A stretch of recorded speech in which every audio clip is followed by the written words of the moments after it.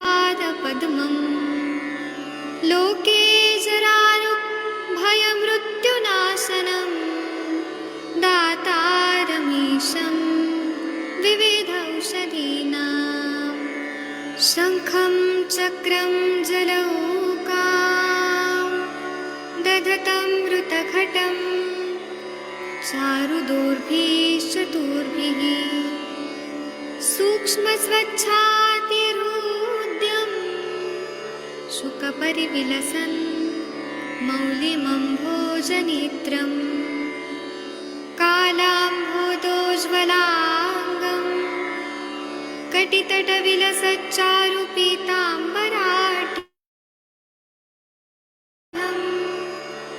वन्दे धन्वन्तरीतं निखिलगदवन् प्रौढदावाग्निलीलं प्रौढदावाग्निलीलं प्रौढदावाग्निलीलम्।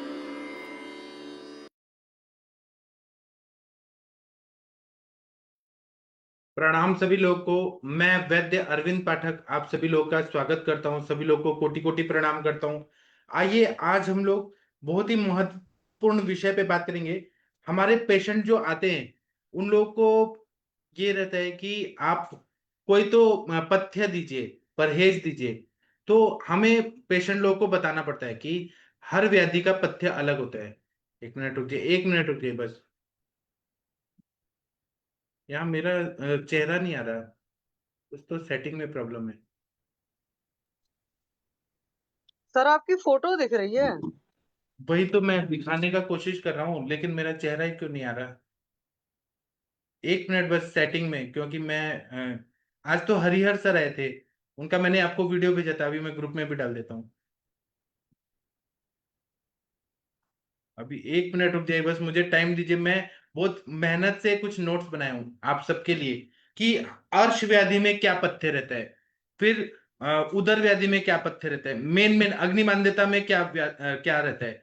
इन सब पे हम लोग चर्चा करने वाले हैं। और क्यों क्यों मैं बताना चाहता हूँ, क्योंकि आप सबके सब भारत के सर्वश्रेष्ठ चिकित्सक लोग हैं। हमारे पास जब पथ्य हम बोलते हैं ना, तो बहुत सारे वैद्य लोगों को एक कंफ्यूजन रहता है कि हम क्या पथ्य बोले।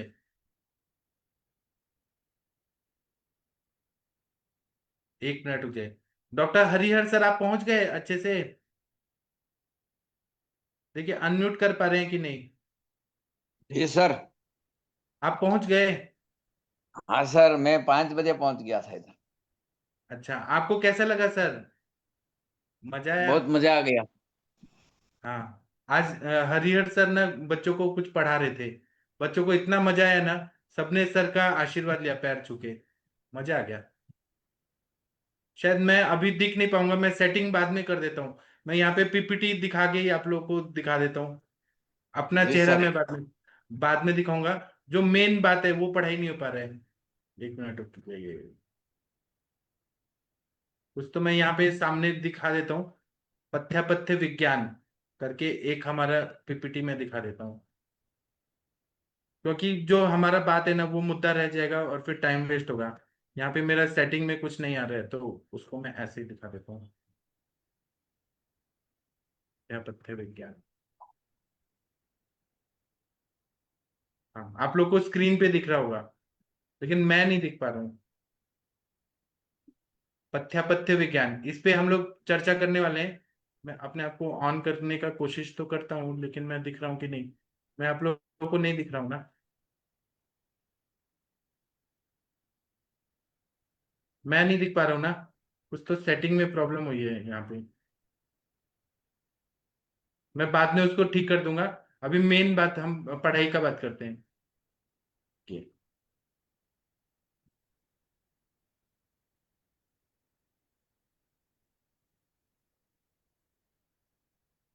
आज आपको केवल यही दिखेगा, मैं नहीं दिखूंगा। मैं बाद में अपने आप को दिखाऊंगा। चलिए आज हम विषय पे आते हैं। हमारे पास जब पेशेंट आते हैं, तो जैसे ग्रहणी रोग के पेशेंट आ रहे हैं और उनको बहुत ज्यादा तकलीफ होती है कि खाना पचता नहीं है, और वो लोग बहुत परेशान रहते हैं। तो पेट की बीमारियों में जब भी पेशेंट आते हैं तो हमें क्या विचार करना चाहिए? पथ्य और अपथ्य। तो अगर हम चरक संहिता देखेंगे तो चरक संहिता में चिकित्सा स्थान जो है 15वां चैप्टर, उसमें पथ्यापथ्य पे बहुत विस्तार से दिया गया है। मैं वो श्लोक नहीं बोलूंगा, मैं हिंदी में बताऊंगा सिंपल लैंग्वेज में, कि जो भी नॉर्मल पेशेंट भी देख रहे हैं वो भी समझ जाए, और डॉक्टर लोग, बीएमएस के स्टूडेंट भी समझ जाए, एमडी के बच्चे भी समझ जाए, सब लोग समझ जाए। एक तो ये बात है कि अगर भोजन नहीं किया जाए, कुछ खाया ही नहीं जाए, तो जाठराग्नि प्रदीप्त नहीं होती है। हमने कुछ भी नहीं खाया, जीरो खाया, तो अग्नि प्रदीप्त नहीं होगी।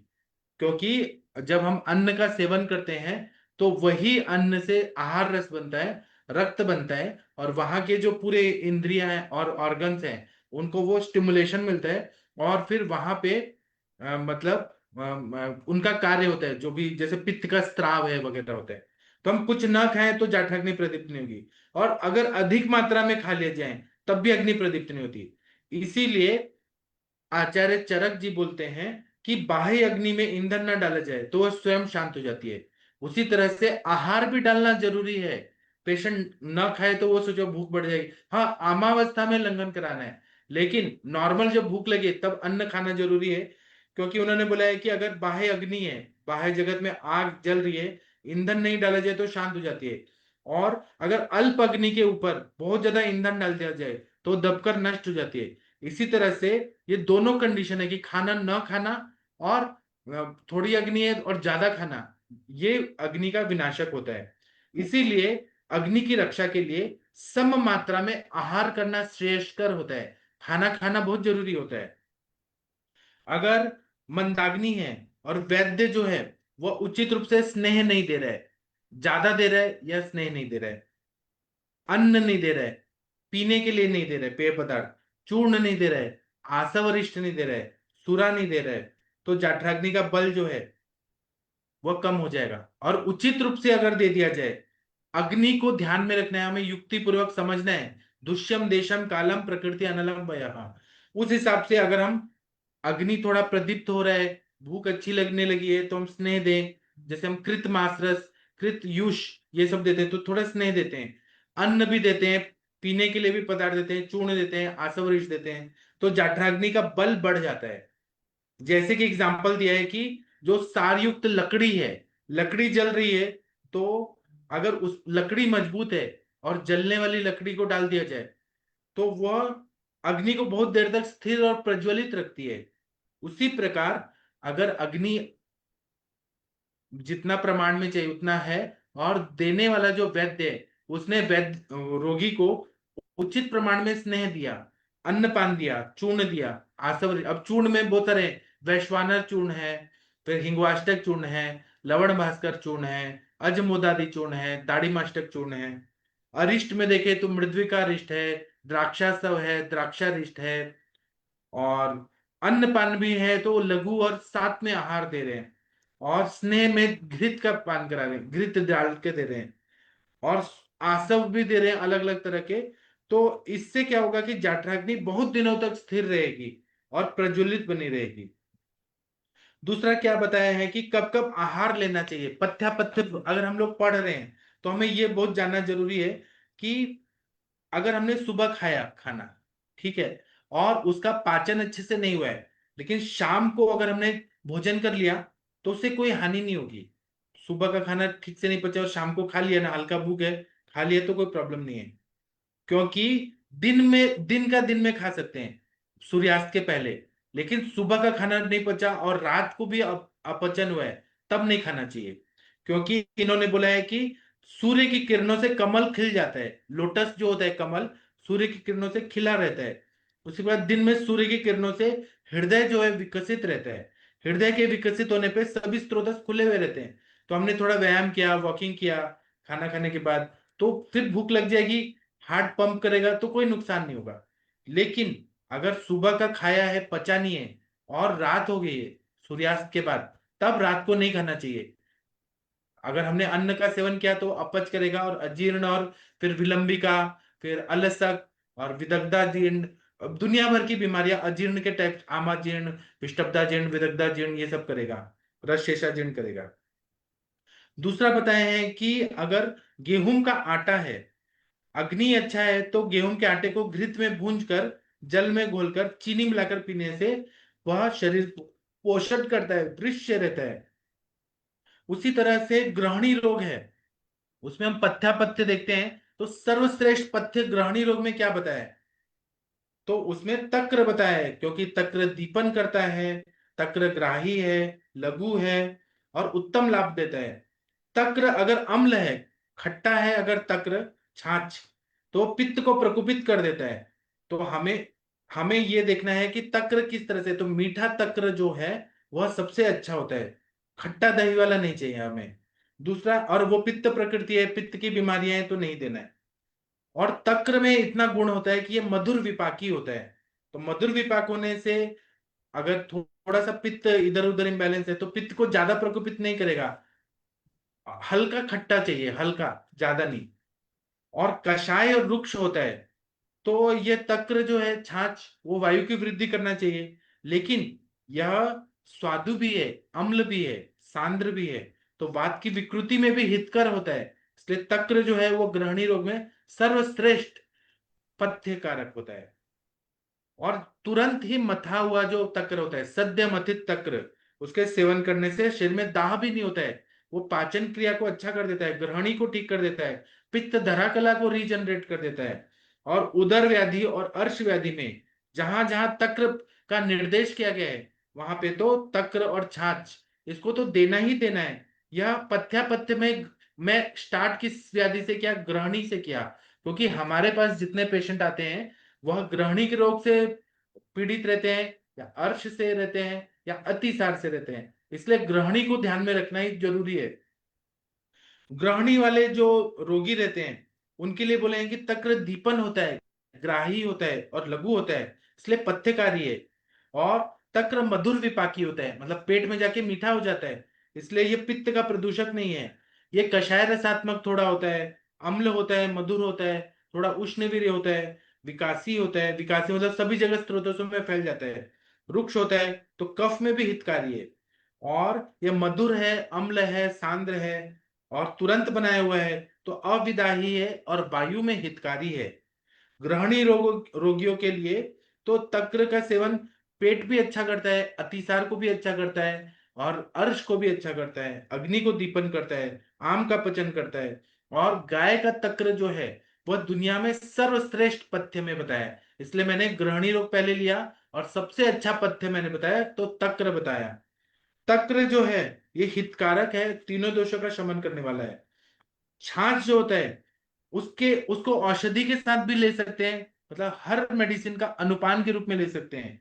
इसको हम अन्न के साथ ले सकते हैं, और अन्न से अगर कोई गुरु अन्न खा लिया उसके साथ भी हम तक्र का अनुपान कर लें बाद में थोड़ा थोड़ा लंघन करते हुए, तो वह भी पथ्यकारी है। इसलिए तक्र जो है वो सर्वश्रेष्ठ पथ्य चीज है।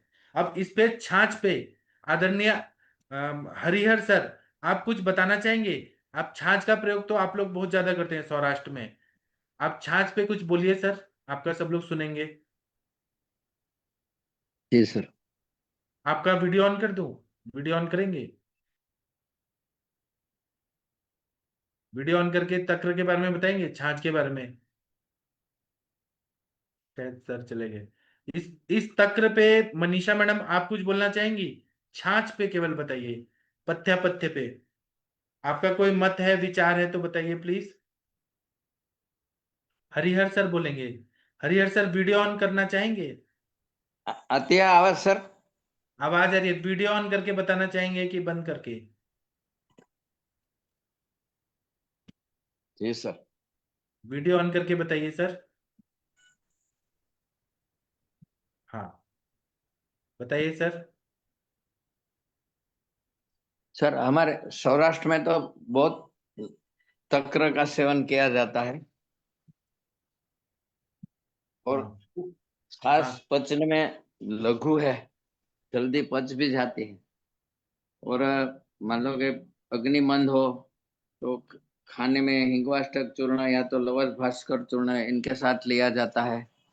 आपने बताया अभी ग्रहणी रोग में तक्र उत्तम है, थोड़ा थोड़ा परपटी के साथ भी उनका सेवन किया जाता है सर, तो भी अच्छा पाचन हो जाता है। और ज्यादा खट्टी नहीं होनी चाहिए। सुबह शाम दोनों टाइम जो लच्छी बनाते हैं ना, छाछ, वो मेरे ख्याल से ताजी बनानी चाहिए। तो सर आप लोग कैसे बनाते हैं छाछ आपके सौराष्ट्र में, वो बताइए प्लीज। सब जो उनका दही है ना, उसको मंथन करते हैं। मान लो कि 250 ग्राम 300 ग्राम जितना दही होता है, तो इसमें कम से कम 1 लीटर 1.5 लीटर जितना पानी हो जाता है। ऐसे भी बनाते। कभी आधा आधा रखता है तो वो ज्यादा एकदम पतली नहीं होती। और उनको खाने के लिए अगर यूज करना है तो ज्यादा खट्टी नहीं होनी चाहिए। तो उसमें जो कुछ हम लोग जामन डालते हैं वो कम डालना चाहिए, तो इसे अच्छी और मीठी छाछ होती है। जी अभी तो वलोना यंत्र साहब आ गए हैं, लेकिन पहले तो मथ के बनाते थे हाथ से। जी, बहुत अच्छा बताया सर आपने। तो सर आप पर्सनली, आपका एज बहुत 76 77 है, तब भी आप एकदम यंग और स्मार्ट दिखते हैं। तो ये तक्र तो आप पीते हैं, तो आप पूरा दिन में कितना छाछ पी लेते हैं सर नॉर्मली? फिर मैं आधा लीटर सुबह आधा लीटर शाम, खाने में दोनों टाइम तकरे का ही यूज करता हूँ, दूध का यूज नहीं करता हूँ। अच्छा, छाछ का ही प्रयोग करते हैं। तो हाँ इसलिए आपका कभी वेट नहीं बढ़ता, फैट्स नहीं है आपके शरीर में? हाँ, वेट भी नहीं बढ़ रहा है सर। और अभी तक मेरे को पेन क्या चीज है मालूम नहीं है। कभी भी मेरे को सर नहीं दुखा, वो किसी जगह का कभी पेन ही नहीं हुआ सर अब तक। जी सर। हमारे ये बच्चे लोग हैं या तो कोई, तो किसी को अभी अब तक मैंने नहीं बोला है कि मेरे सर में दर्द है तो सर दबा दो, पैर दबा दो, ऐसा कर दो। ऐसा कभी हुआ ही नहीं है सर। 77 ईयर्स हो गया मेरे को, लेकिन कभी भी दर्द भी नहीं हुआ है। और मैं दोनों बहुत टाइम लत छाछ ही खाता हूँ, क्योंकि पहले से ही दूध से इतना मेरे को नफरत है, इसलिए मालूम नहीं, लेकिन नहीं खाता हूँ। जी, बहुत अच्छा बताया सर आपने। मैं ये चाहता हूँ कि आदरणीय मनीषा मैडम जी, आप सर के बात से सहमत हैं तो आप कुछ बोलिए प्लीज। हाँ जी सर, बिल्कुल। प्रणाम सर। सर तो वैसे भी जीवट हैं, और उनकी सादगी और जो अभी इतनी ओजस्विता है शरीर में, उसको देख करके तो हम लोग भी सैल्यूट करते हैं। तो सर अभी आगे 15 20 साल और काम करेंगे। सर छाछ के लिए तो हमारे गृहिणी के लिए दीपन पाचन का प्रथम ही स्तर है। तो पथ्य के लिए जैसे बताया सर कि पथ्य वे जीवन शैली है आहार की, जो अच्छी आदतें शरीर और मन के लिए लाभकारी हो, स्वास्थ्यवर्धक हो, वो हमारे पथ्य में होना चाहिए।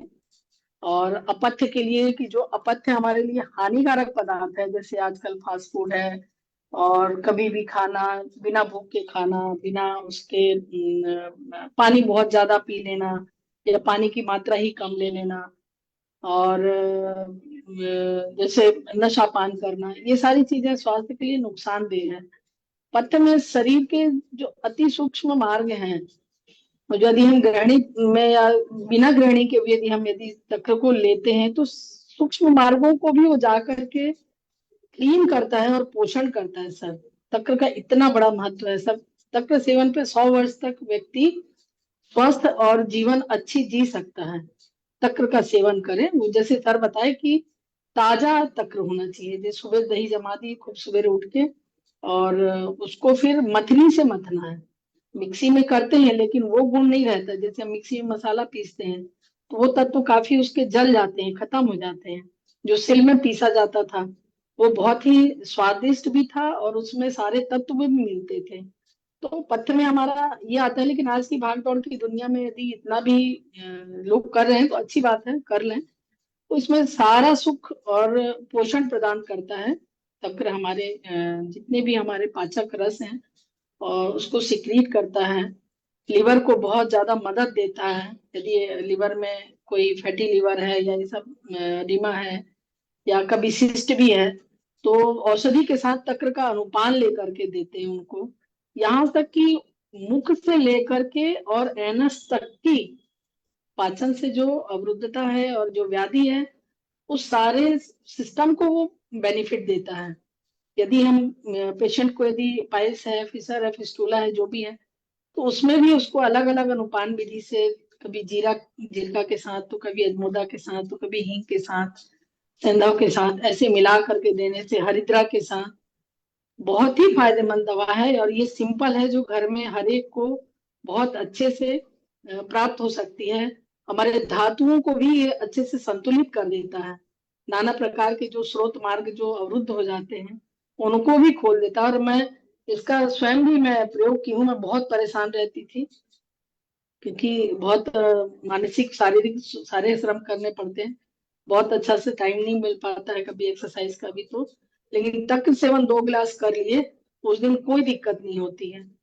और जैसे पित्त भी यदि बढ़ गया हो बहुत ज्यादा, यदि आप एक्सरसाइज कर रहे हैं या काम कर रहे हैं या बिजी हैं, अभी का वातावरण कितना कितना चेंज हो रहा है, एकदम सडनली टेम्परेचर हाई हो जा रहा, फिर कम हो जा रहा, तो इसके अनुकूल यदि हम सेवन करते हैं तो नेचुरली सर बहुत अच्छा टॉपिक था आपका। और थैंक यू सर। ये इसमें एक चीज और बताना चाहूंगी कि इसमें डायबिटिक पेशेंट भी इसको बहुत अच्छे से ले सकते हैं। तो ये तो है ही सर, अमृत है ये। आंवला और तक्र, ये 2 चीज तो मनुष्य का जीवन साथी है सर। जी थैंक यू सर। हाँ, आप लोग ये तक्र पे कुछ बोलना चाहते हैं, बोलिए प्लीज। ये मृत्युलोक का अमृत है सर। हाँ, ऐसे बोलते हैं कि देवताओं के लिए अमृत है, और राक्षसों के लिए, दैत्यों के लिए सुरा है, और मनुष्य लोग के लिए तक्र अमृत के समान है। और एक और बात बताया वाग्भट ने, कि जैसे तिनके होते हैं, जो घास सूख जाते हैं तो तिनका होता है, तो उसमें हमने थोड़ा सा आग लगाया, थोड़ा सा चिंगारी दिया तो पूरा भूसा जल जाता है। वैसे ही तक्र जो है अग्नि को इतना प्रदीप्त करता है, तो जो अर्श व्याधि है उसमें अर्श को तो पूरा सुखा देगा, ग्रहणी कला को अच्छा कर देगा, अग्नि को पूरा प्रदीप्त कर देता है। घास के तिनकों को जलाने की जैसे ताकत होती है, वैसे ये अग्नि को प्रदीप्त करने में सर्वश्रेष्ठ होता है। जो मेधस्वी लोग हैं, मोटे लोग हैं, उनको तक्र जो है, क्योंकि कषाय रस से युक्त होता है और लेखन और रुक्ष रहता है, तो मोटे लोगों को यह पूरे अच्छे से चर्बी को निकाल देता है। दूसरा, तक्र जो है वो वातज ग्रहणी में मक्खन के साथ देने को बोला है, कफज ग्रहणी में मक्खन निकाल के बोला है, और पित्तज में मध्यम, आधा रुक्ष आधा मक्खन वाला, ऐसा मिक्स, इस तरह का तक्र देने के लिए आचार्य ने बोला है।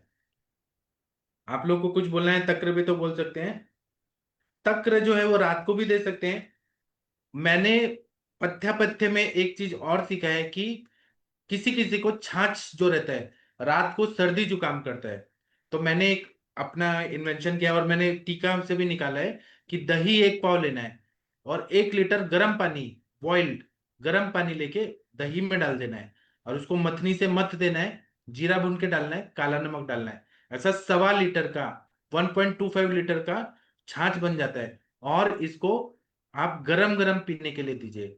पानी एकदम गर्म है तो गर्म पानी में वो डाल दिया, और कोष्ण होने पे वो देना है। उसमें आप जीरा डालिए, अजवाइन डालिए, दीपन पाचन, शुंठी डालिए, हल्दी डालिए, इतना टेस्टी होता है। यह हर तरह के खाने को पचा देता है। और अगर हम क्रव्याद रस, आम पाचक वटी के अनुपान के रूप में दे रहे हैं, वो अच्छा है। अगर लंघन करा रहे हैं, लेकिन दही को गर्म नहीं करना चाहिए, ये भी बात है। दही को गर्म किया तो वो विषवत हो जाता है, तो दही में गर्म पानी डालना है और उसको फिर मथ देना है।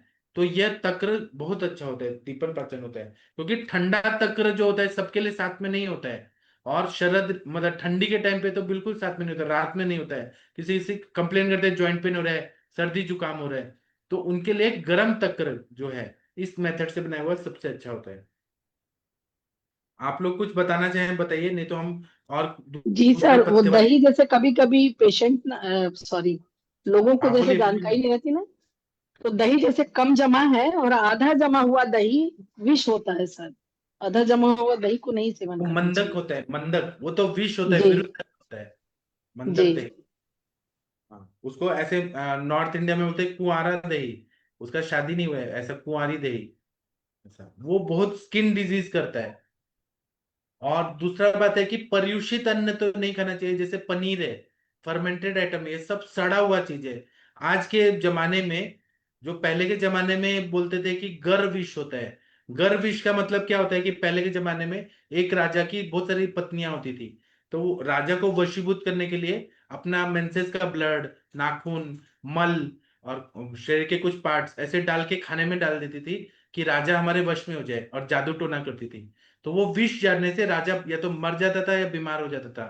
तो ऐसे ही आजकल जो प्रिजर्वेटिव डाला जाता है टोमेटो सॉस में, चिली सॉस में, प्रिजर्वेटिव, या फिर हमारे जो जूसेस आते हैं, fruit juices, real juices, Tropicana वगैरह का, उसमें भी प्रिजर्वेटिव, वो एक तरह का गर्विश हम लोग पी रहे हैं। या प्लास्टिक में जो हम पानी पी रहे हैं वो सब गर्विश है।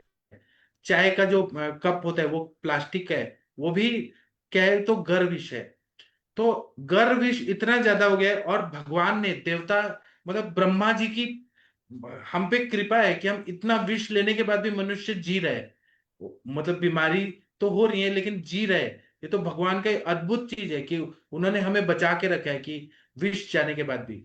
उसी तरह से हम उस विष को कैसे निकाले बॉडी से, डिटॉक्सिफाई कैसे करें कि अग्नि को अच्छा रखना है, हमारे शरीर को नुकसान ना हो, तो उसके लिए तक्र सबसे श्रेष्ठ है। इसलिए तक्र का प्रयोग करना चाहिए। किडनी को भी फिल्टर कर देता है, किडनी को भी ताकत देता है, वहां की अग्नि को अच्छा करता है, लीवर को भी अच्छा करता है, स्प्लीन को अच्छा करता है, रक्तगत आम का भी पचन करता है, और पूरा जीआईटी ट्रैक्ट जो है मुंह से लेके गुदा तक, वहां तक पूरा कला को अच्छा रखता है। पेट भी साफ करता है, अपान वायु को भी निकालता है, अनुलोमन करता है, दीपन पाचन अनुलोमन, सबके लिए तक्र सब सर्वश्रेष्ठ है। लेकिन तक्र भी पी रहे हैं तो अग्नि मान्यता बहुत ज्यादा है, ज्वर है या फिर बहुत अग्निमंदता है, आम बहुत ज्यादा है, तो तक्र भी अति प्रमाण में नहीं देना चाहिए, नहीं तो तक्र भी नुकसान करेगा, वो पचेगा ही नहीं। उसको पचाने के लिए भी अग्नि चाहिए। बराबर है ना जो मैं बोल रहा हूँ? जी अब सर। हरिहर सर ने कहा सभी कि लोग। ये आधा लीटर तक्र पीते हैं।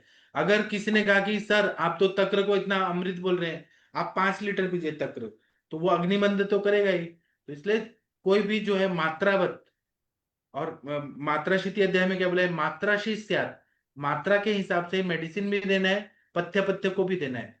ये सबसे मेन मुद्दा है। ठीक है, आप लोग में से कोई तक्र के बारे में बोलना चाहते हैं? प्रीति सर मैडम। ज्यादा लोग है ना, हाँ तो बोलिए। तक्र का यूज फ्रिज फ्रिज में करते हैं, तो वो तक्र फायदा नहीं करते। फ्रिज में रखा हुआ या तो उसमें बर्फ डाला हुआ है, तो जो ज्यादा लोग वैसे ही खाते पीते हैं, तो वो इतना फायदा नहीं करेगी। जो हाँ बिना फ्रिजेड और बर्फ डाली हुई है ना, वही फायदा करते हैं सर। रूम टेम्परेचर वाले लें, या तक्र लेने से किसी को तकलीफ हो रही है तो उसको 1 पाव दही में 1 लीटर गर्म पानी डाल के, मथनी से मथ के, जीरा बुन के डाले, दीपन पाचन औषधियाँ डाले, चाट मसाला वगैरह डालें और काला नमक डाल के वो पीने के लिए दे, या तड़का देके देना है तो वो दे। जी सर। नहीं, तड़का वाला नहीं, और फ्रिज वाला भी नहीं, बर्फ वाला हाँ, भी नहीं तड़का वाला लेना। भी ज्यादा घृत और ज्यादा मसाला नहीं, नहीं तो नुकसान करता है। जी। चलिए हम आगे दूसरा चीज पढ़ेंगे, पत्ता पत्ते में क्या सही होता है। तो गाय का जो दही होता है, भाव प्रकाश में क्या बोला है, पवित्रम दीपनम स्निग्धम पुष्टिकृत पवनापहम उक्तम दद्नाम शेषाणाम पथ्ये गव्यम गुणाधिकम, मध्य गव्यम गुणाधिकम। मतलब गाय का जो दही होता है वो उत्तम पवित्र होता है, दीपन कार्य करता है। गाय का दही बल कारक होता है, विपाक में मधुर रस युक्त होता है। गाय का दही जो है रुचिकारक होता है, अग्नि को दीप्त करता है, स्निग्ध होता है, पुष्टिकारक होता है, वातनाशक होता है, और संपूर्ण जो दूसरे दही हैं भैंस का दही वगैरह में सबसे गुणकारी जो गाय का दही होता है वो श्रेष्ठ होता है। लेकिन इसके साथ में कुछ नियम बताए हैं दही को सेवन करने के लिए। तो उन्होंने बोला है नक्तम दधि न भुंजित, रात को दही नहीं खाना है, क्योंकि रात में ठंडी हो जाती है, सूर्य किरण चली जाती है, रात में दही बिल्कुल नहीं खाना चाहिए। और दही को रोज नहीं खाना चाहिए, नित्य सेवन के लिए तक्र है, रोज के लिए नहीं है। दही को खाना है तो मूंग दाल के साथ खाएं, आंवला के साथ खाएं, और बहुत सारे द्रव्य उनके साथ खाएं, लेकिन दही को डायरेक्ट या चीनी या गुड़ के साथ खाएं। लेकिन दही, और तीनों टाइम जो दही खाते हैं उनको व्याधि होती है। अब दही पे आप बोलिए सर, हरिहर सर, आप दही खाते हैं क्या सर? नहीं सर, दही हफ्ते में एक आध बार खाता हूँ सर, वो भी गाय का ही खाता हूँ। और उसमें या तो नमक डालता हूँ, या तो पिपली का चूर्ण है, या तो त्रिकटु चूर्ण में से किसी एक का, मरील का चूर्ण ज्यादा चलता है। जी, मतलब उसको दीपन पाचन योग्य बना के खाते हैं। हाँ वैसे रहते। हाँ मनीषा मैडम, आप बताएंगी दही को कैसे सेवन कराती हैं आप? ये बहुत ही इंपॉर्टेंट टॉपिक चल रहा है हमारे आयुर्वेदिक चिकित्सकों के लिए। और रात को सर दही खाना नहीं चाहिए। रात को खाना हो तो उनके साथ या तो नमक लेना चाहिए, या तो थोड़ा इसमें घी डालना चाहिए, या तो कोई मीठा चीज, मान लो कि खांड या तो पर मिश्री डालकर। रात को तो वैसे भी वर्जित है ना, गुरुवार है ये। हाँ, इसलिए नहीं रात को लेना तो चाहिए। वैसे भी नहीं लेना चाहिए। रात्रि काल का दही सेवन तो विष के समान माना गया है। और दही को भी सेवन करना है तो सबसे अच्छा दही के साथ गुड़ का मिश्रण है। यदि गुड़ के साथ हाँ, दही सेवन मीठा चीज। करते हैं आप तो बहुत जल्दी पच भी जाता है और बहुत ही हितकारी होता है ये। और पहले और के जैसे जमाने दही के में लिए छाछ आपको लस्सी बनाते हैं उसमें तो मिश्री डाल दिए। और उसमें सुपाच्य बनाने के लिए जैसे बहुत ज्यादा ड्राई फ्रूट और ये सब डाल के जो लस्सी पीते हैं, गुरु है वो। बाद में उससे दिक्कत होता है, प्रॉब्लम जाती है, फैट बढ़ता है उससे। जी, पहले के जमाने में घर से निकलने के टाइम पे दही और गुड़ खिला के भेजा जाता था, क्योंकि वे पवित्र मंगलदायक है, मन को प्रसन्न करता है। थोड़ा मात्रा में दही और गुड़, परीक्षा में जाने के लिए या कहीं पर भी इंटरव्यू में जाने के लिए दही गुड़ शुभ माना जाता है हमारे भारतीय संस्कृति में। सर कि उत्तर सर बाहर ट्रैवलिंग में जाना पूर्वांचल में, पड़ता है ना, तो पूर्वांचल में वो ट्रैवलिंग में। दही दही जी दही चूड़ा खाने को वहाँ ज्यादा प्रथा है। तो हाँ उसमें ऐसा देखा जाता है हमारे कि मिथिला में बहुत ज्यादा है मैम, दही चूड़ा तो हाँ, आपके यहाँ यहाँ बहुत। तो दही चूड़ा तो पार्टी होती है आपके यहाँ तो। हाँ मिथिला में तो तो खूब सर होता दही चूड़ा में ना गुड़ डाला जाता था, खांड जो बनता था ना घर में गन्ने का रस का, या है। जी राब हाँ। डाला जाता था, उसका जो सीरा होता है ना वो राब हाँ डाला हाँ। जाता था। और या फिर खांड बना करके वो डाला जाता था, कोल्हू से बन करके वो बनती थी। आज ये मशीन वाला गुड़ और वो जमाने वाला और यूरिया वाला वो ये सब गुड़ नहीं, इसको गुड़ में दही में डाल के खाएंगे तो वो और विषाक्त बन जा रहा है।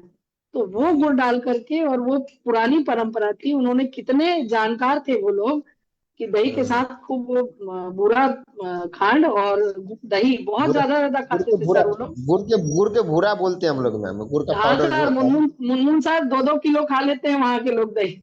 हाँ हाँ, मिथिला के बहुत बहुत खाते हैं, दो अभी भी दो हमारे किलो कुछ। दही खींच लेते हैं चूड़ा में, इतने खाने उससे वाले होते हैं और कुछ नहीं उससे होता है, ज्यादा, कुछ नहीं उससे होता भी है। ज्यादा हमारे बाबा परबाबा तो उससे भी ज्यादा खाते थे मैम।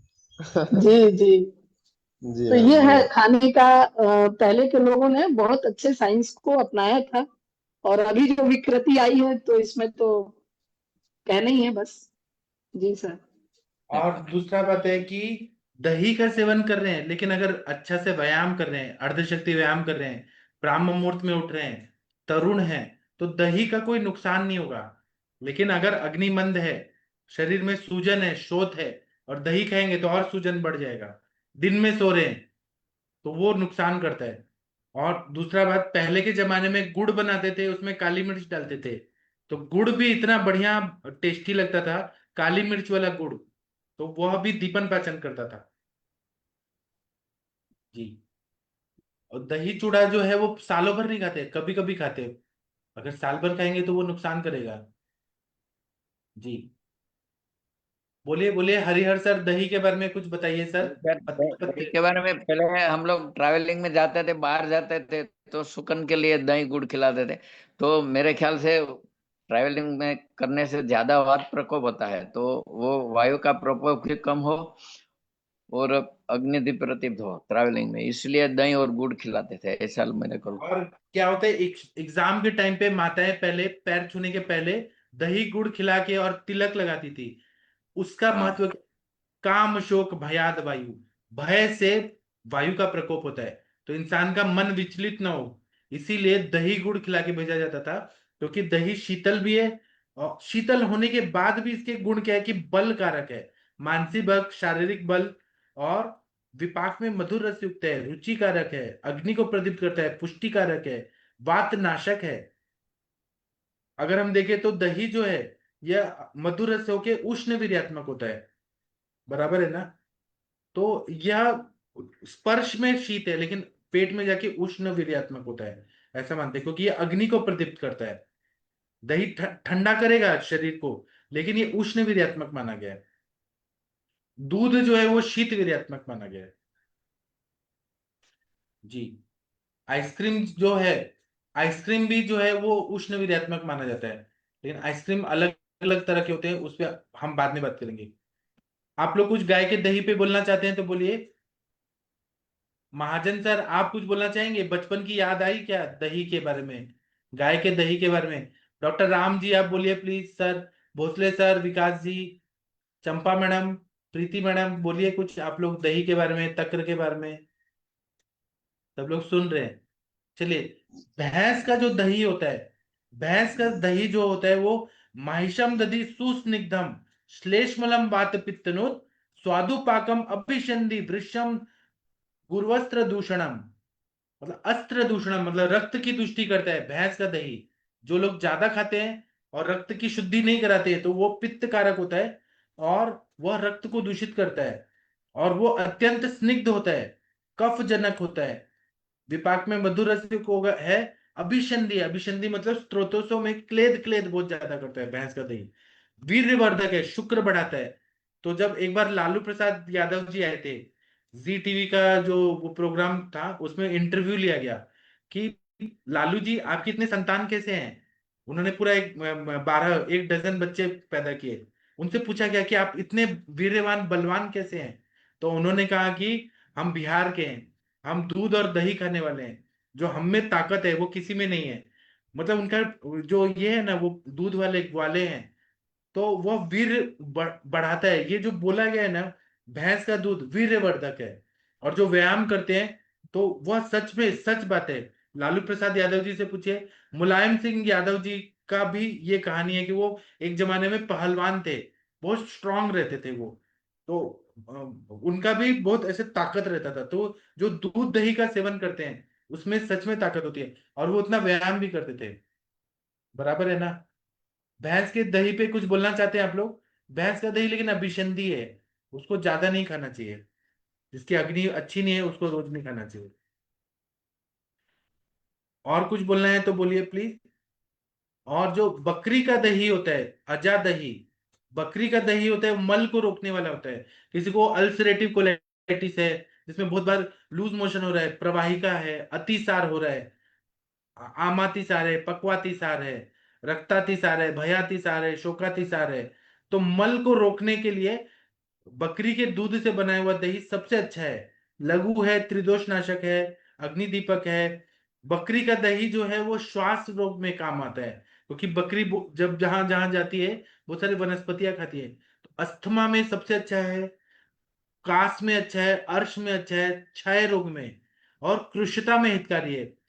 राजयक्ष्मा में तो बोला है कि बकरी के, जहां बकरी पालते हैं वहां पे रहने के लिए बोला है। बकरी का ही दूध लें, बकरी का ही दही लें, बकरी का ही घी का सेवन करें। और एक मूवी आई थी गोविंदा की, जिस देश में गंगा रहता है, तो वहां पे उसको बचपन में राजयक्ष्मा हो गया था। उसको एक वैद्य जी ने बोला कि ये अगर बकरी के, जहाँ बकरी चराने वाले लोग के पास में रहेगा तो ये बच्चा जी जाएगा। तो वो लोग जब बकरी का पालन कर रहे हैं तो वो वही चीज देंगे, बकरी का दूध, बकरी का दही, बकरी का घी, तो बच्चा ठीक हो गया था। ऐसा मूवी है एक गोविंदा का। आप लोग बकरी के दही पे कुछ बोलना चाहते हैं? मुनमुन जी, आपने बकरी का दही या दूध का सेवन किया है, कुछ बोलना चाहेंगे? सर बकरी का तो नहीं किए हैं सर, लेकिन हम लोग गाय का और भैंस का दही बचपन में खूब खाए हैं सर। मिथिला से है तो मिथिला में हम लोग का एक टाइम का भोजन ही दही चूड़ा होता था सर, सुबह का। जी। तो आपको क्या कहना है इस मामले में कि दही खाने से कैसा फील होता है आपको? मुनमुन जी, दही खाने से आपको कैसा फील होता है? शायद नेटवर्क का प्रॉब्लम है। चलिए हम आगे बढ़ते हैं। घी, गाय का घी जो है वो सबसे श्रेष्ठ किस व्याधि में बोला है? वातजन्य ग्रहणी रोग में। गाय का जो दही है, सॉरी घृत है, वह सबसे अच्छा है। उसको हम जब निरूह दे रहे हैं उसमें हम निरूह में घृत डाल दें। विरेचन करा रहे हैं उसके पूर्व कर्म में हम लोग घृत डालें। अनुवासन बस्ती देना है तो हम घृत डालें। सिद्ध पेया बना रहे हैं उसमें घृत डालें। विलेपी बना रहे हैं, भोजन करा रहे हैं दीपन पाचन करके, तो हम लोग वातजन्य ग्रहणी में घृत का सेवन कराएं। घृत इतना बढ़िया है कि क्या बताएं। घृत जो है, जिसको क्रॉनिक कॉन्स्टिपेशन है, अष्टांग हृदय चिकित्सा स्थान में क्या बोला है? पुरुषम यच्च कृच्छेण कठिनत्वादि मुंचति सघृतम लवणैर्युक्तम नरो त्रावो ग्रहम पिबे। मतलब जो इंसान मल को कठिन रूप से त्याग कर रहा है, बहुत कठिनाई हो रही है दुख से, उसको पांचों लवण मिला हुआ या एक लवण मिला हुआ घृत मिलाकर फिर अन्न का सेवन करना चाहिए। तो घृत पीने के बाद और उसमें नमक डाल के अगर ले तो वह, और वो भी अपाने, खाने के पहले, और फिर थोड़ा सा भोजन खा के फिर घृत पिए और पीड़क के रूप में करें। थोड़ा सा पहले खाएं घी, फिर खाना खाएं, फिर खाने के बाद घी लें। ऐसा अगर बीच बीच में घी पिएंगे ना, तो यह जो मल की जो कठिनता है उसको पूरी तरह से ठीक कर देता है। इस पर आपका क्या विचार है हरिहर सर, घृत के बारे में, गाय के घी के बारे में कुछ बोलिए मनीषा मैडम। हरिहर सर घी के बारे में कुछ बोलना चाहेंगे? आप लोग खाने में घी का प्रयोग करते हैं क्या? ये सर गाय का घी वो करते हैं, और बच्चे को जब कॉन्स्टिपेशन ज्यादा हो जाते हैं ना, तो हम इनको बोलता है कि एक चुटकी त्रिफला चूर्ण के साथ आप 5-10 ड्रॉप घी डाल के दे दो, तो उनका कॉन्स्टिपेशन अच्छा हो जाता है। 1 से 5 साल तक के बच्चे में हम देते हैं कभी। जी सर, बहुत अच्छा बताया आपने। और दूसरा बताया सर है। घी तो जी सर। सर्वदा हर हर उसमें उपयोगी है। और घी को तो जैसे हम लोगों ने कहा है कि अस्थि धातु का सबसे बड़ा पोषक है। एक बच्चा था सर, जो बच्चा है उसको एक बार मैं आपसे बात की थी, चर्चा की थी, 3-4 महीने का। उसको 30-40 मोशन होते थे और सारे डॉक्टर, सारा ट्रीटमेंट, सब कुछ फेल था। तो कुछ ऐसा मेरे ध्यान में आया कि कुछ मालिश वालिश वाली ऐसा कुछ की या कोई ऐसा, तो विष को मैं समझ के उसको फिर घृत का फिर पान कराई उसको। उसको दाल का पानी आप बोले थे देने को, अरहर दाल का, लेकिन वो लोग नहीं देंगे ना, क्योंकि वो जुठी होने के बाद ही देते हैं। तो फिर गाय का घी को ड्रॉप बाय ड्रॉप उसको थोड़ा सा बारीक गोल मिर्च डाल करके उसमें, और 2-2 4-4 ड्रॉप उसको मुंह में चटाते गए 2 से 3 दिन में उसका सारा मोशन ठीक हो गया, डाइजेशन ठीक हो गया। इतनी बड़ी चिकित्सा है सर। विष का भी शमन करती है, गृहिणी को भी पुष्ट करती है, और हमारे सारे इंटेस्टाइन को बल देती है, सारे धातुओं का पोषण करती है, नेत्र की ज्योति बढ़ाती है। घी का जितना कहें सर महत्व बहुत ही कम है कहने के लिए। तो ये हमारे उसमें तो हमेशा ही, और जैसे हम घृत की बस्ती देते हैं, हम हर एक के लिए अलग अलग बस्ती देते हैं, उत्तर बस्ती देते हैं, महिलाओं के गर्भाशय को पोषण में देते हैं, फलिपिन ट्यूब ब्लॉक होता है उसमें भी देते हैं, आदि घृत से लेकर शतावरी आदि घृत सचनादि, तो सभी चीज में आयुर्वेद के लिए तो बहुआयामी उपयोग है इसका। जी बहुत अच्छा बताया। डॉक्टर राम जी, आप भी कुछ बोले थे घृत पे। जी सर, मैं सर एक हमारे पास पेशेंट आया था सर, 3 साल का बच्चा था। और वो बच्चे वाले चाइल्ड स्पेशलिस्ट के पास भी जाते थे, लेवोलिक्विड सिरप देते, और उस बच्चे को क्या होता है 3-3 4-4 दिन तक लो मोशन नहीं करता था सर। तो मैंने भी सर उनको फिर एक घृत आधा चम्मच और दूध के साथ बताया था डेली। तो 5-6 दिन में थोड़ा थोड़ा सर उनको इफेक्ट आने लगा था, और बहुत बढ़िया तरीके से उनका मोशन फिर सही हो गया था सर। ये यूज किया था सर मैंने। बहुत अच्छा बताया आपने। और कोई कुछ बोलना चाहेंगे? कोई कुछ बताना चाहें बता सकते हैं, घृत का, दूध का, दही का, तक्र का, कुछ बताना चाहें अनुभव तो बताइए। हरिहर सर कुछ बताइए आप लोग, आप भी। विकास जी भोसले सर, जो सर एवियन के पेशेंट आप लाए थे ना आज, उनको दीपन जी पाचन करके उनको घृत पान कराना चाहिए। वो भी तिक्तक घृत, महातिक्तक घृत देंगे या गुगुल तिक्तक घृत देंगे, कंटिन्यू 1.5 साल 2 साल कंटिन्यू घी देना है, पहले लंघन करा के दीपन पाचन करके एवियन पूरा ठीक होता है। जी सर। हाँ। मनीषा मैडम कुछ बोलना चाहती हैं आप? नहीं सर, वो दब गया, पेशेंट है तो उन्हीं से बात करें। ठीक है, आप पेशेंट देखिए। तो घृत का हमने पढ़ लिया। अब क्या बताया है कि गृहिणी रोग है, पेट की बीमारियां हैं, तो उसमें हमें क्या देना चाहिए। हम लोग ना बीच बीच में पथ्य पथ्य पे बात करेंगे, आज गृहिणी रोग पे बात कर रहे हैं। तो कोई भी पेशेंट हमारे पास आता है जिसको गृहिणी की बीमारी है, क्रॉनिक, उसको आईबीएस है, इरिटेबल बॉयल सिंड्रोम, खाना पचता नहीं है, उसको पेट साफ नहीं होता है, कभी लूज मोशन होता है, कुछ ना कुछ प्रॉब्लम रहती है, उसको हमें मूंग दाल का यूश देना चाहिए, मूंग दाल का पानी, साठी चावल का, साठी धान का चावल देना चाहिए, चावल का भात, अरहर की दाल का यूश, जो तूर दाल बोलते हैं उसका यूज देना चाहिए, शहद देना चाहिए, बकरी का दूध देना चाहिए, ये सब ऑप्शन है। फिर बकरी का दही देना चाहिए या गाय का दही, घृत देना चाहिए दीपन पाचन करके, मक्खन देना चाहिए, कपित्त का फल देना चाहिए। हमारे सर के फॉर्मूला बुक में कपित्ताष्टक चूर्ण है, वो ग्रहणी रोग की सबसे अच्छी दवाई है, आम का भी पचन करती है, ग्रहणी कला को भी ठीक करती है। अनार देना चाहिए, दाड़िम। फिर हिरण और तीतर, जो लोग नॉनवेज खाते हैं वो हिरण और तीतर का मांस रस दें।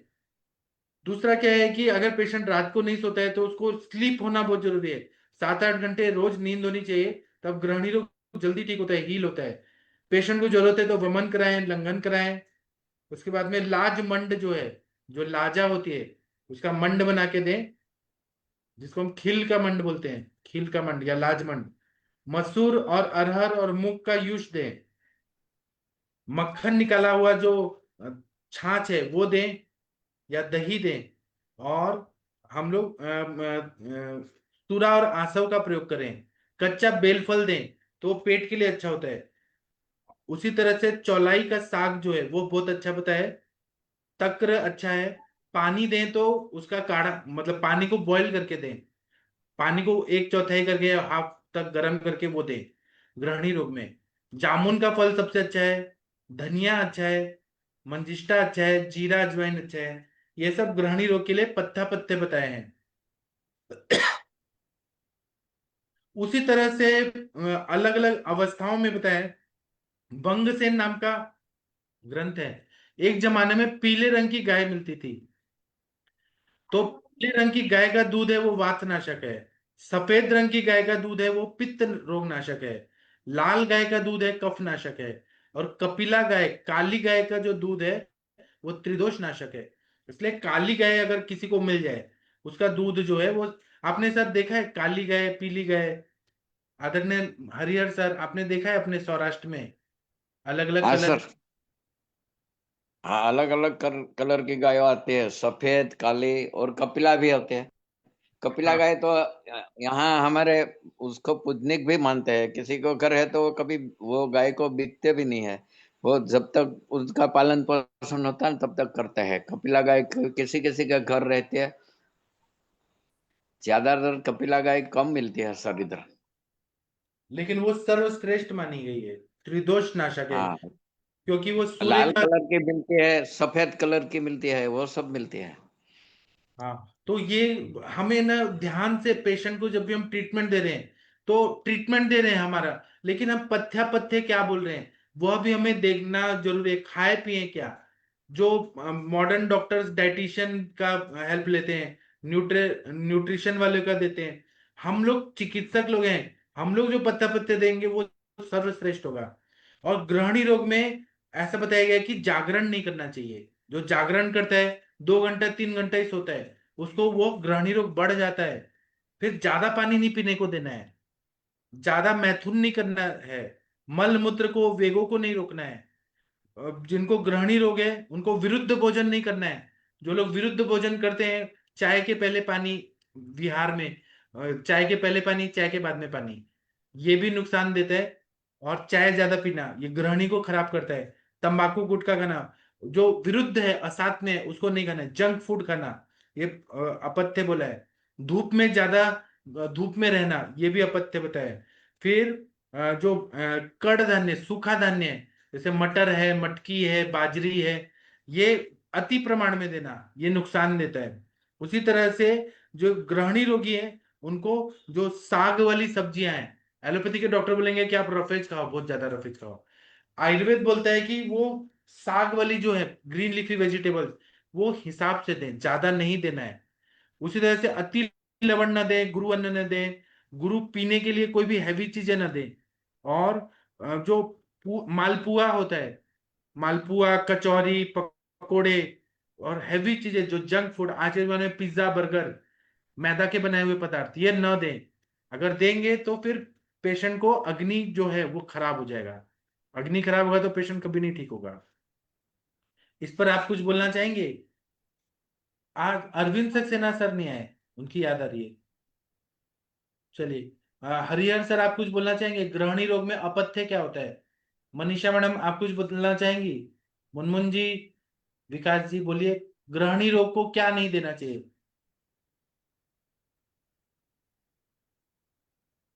ठीक है, तो मैं आज ग्रहणी रोग पे पत्ते पत्ते बोल दिया। अब हम बीच बीच में आएंगे, कोई कोई व्याधि पे पत्ते पत्ते पे चर्चा करेंगे।